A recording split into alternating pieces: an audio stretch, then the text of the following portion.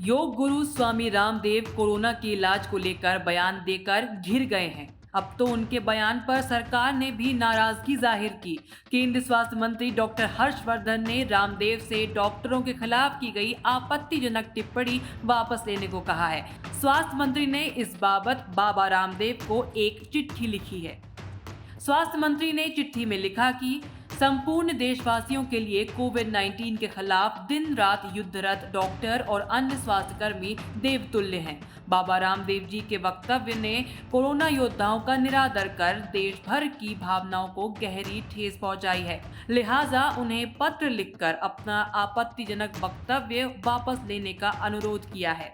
Allopathic दवाओं और डॉक्टरों पर आपकी टिप्पणी से देशवासी बेहद आहत हैं। कोरोना महामारी के इस दौर में एलोपैथी और उससे जुड़े डॉक्टरों ने करोड़ों लोगों को नया जीवन दान दिया है। ये कहना बेहद दुर्भाग्यपूर्ण है कि लाखों कोरोना मरीजों की मौत एलोपैथी दवा खाने से हुई है। एलोपैथी चिकित्सा पद्धति को तमाशा, बेकार और दिवालिया बताना भी अफसोसनाक है। आज लाखों लोग कोरोना से ठीक होकर घर जा रहे हैं। कोरोना से मृत्यु दर 1.13% और रिकवरी रेट 88% से ज्यादा है।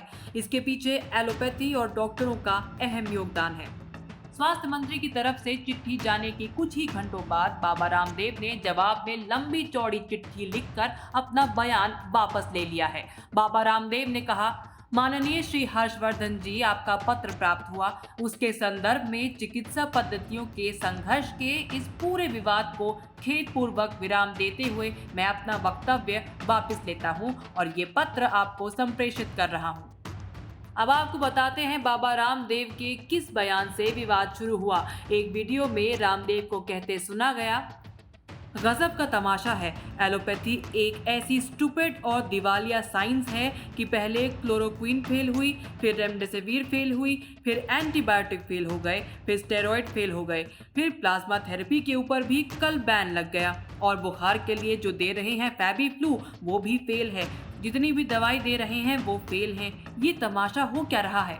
रामदेव ने आगे कहा, बुखार की कोई दवाई कोरोना पर काम नहीं कर रही क्योंकि आप बॉडी का टेम्परेचर उतार देते हैं, लेकिन टेम्परेचर जिस कारण से आ रहा है, उस वायरस को, उस बैक्टीरिया को, उस फंगस को जिस कारण से भी बुखार हो रहा है, उसका निवारण तुम्हारे पास में है नहीं, तो कैसे ठीक करोगे।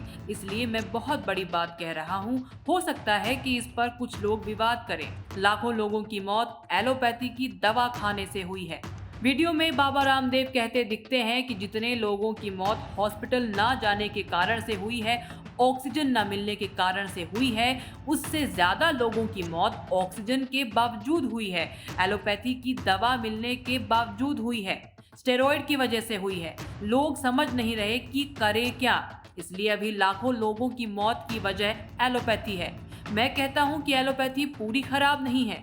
मॉडर्न साइंस का हम स्वागत करते हैं, उससे हमारा विरोध नहीं है, लेकिन उसमें इस्तेमाल किए जाने वाले अलग अलग जो मेडिसिन हैं, जो थ्योरीज हैं, फाइंडिंग्स हैं, झूठी रिसर्च है, उनका विरोध है। रामदेव ने एलोपैथी को लेकर जो कुछ भी कहा, उससे तमाम डॉक्टर और डॉक्टर संगठन भड़क उठे हैं। इंडियन मेडिकल एसोसिएशन ने इस मामले पर एक प्रेस विज्ञप्ति जारी की है। आईएमए ने अपने बयान में कहा कि अभी तक 1200 से ज्यादा डॉक्टर कोरोना की वजह से अपनी जान गंवा चुके हैं। बाकी सभी संसाधनों और मैन पावर में कमी के बाद भी इस बीमारी से जूझ रहे हैं। इंडियन मेडिकल एसोसिएशन ने प्रेस विज्ञप्ति के जरिए कहा, ये आधुनिक एलोपैथी पर कीचड़ उछालने की कोशिश है। योग गुरु ने कहा है कि एलोपैथी स्टूपिड और दिवालिया साइंस है। पहले वो आदरणीय स्वास्थ्य मंत्री की मौजूदगी में डॉक्टर्स को कातिल बोल चुके हैं, जहां उन्होंने अपनी वंडर ड्रग पेश की थी। ये भी एक फैक्ट है कि योग गुरु और उनके सहयोगी बालकृष्ण बीमार होने पर खुद आधुनिक मेडिकल एलोपैथी ट्रीटमेंट ले चुके हैं। अब वो ऐसे दावे इसलिए कर रहे हैं ताकि अपनी दवाइयों को बेच सके। DCGI द्वारा अप्रूव की गई रेमडेसिविर, फैबीफ्लू और अन्य दवाइयों को उन्होंने फेल बता दिया और कहा कि लाखों लोगों की मौत एलोपैथी की दवाई खाने से हुई है। ये बयान DCGI पर सवाल खड़े करता है, जिसके मुखिया हमारे स्वास्थ्य मंत्री हैं। रेमडेसिविर और फैबीफ्लू CDSCO द्वारा भी अप्रूव्ड हैं। बाबा रामदेव के खिलाफ महामारी एक्ट की धारा 188 के तहत कार्रवाई होनी चाहिए।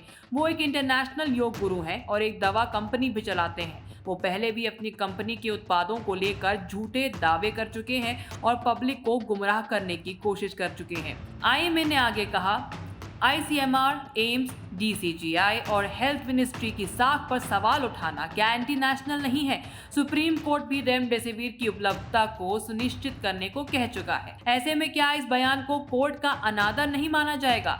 रामदेव हालात का फायदा उठाकर डर फैलाकर अपनी अवैध और अनअप्रूव्ड दवाएं बेचना चाहते हैं और पैसा बनाना चाहते हैं।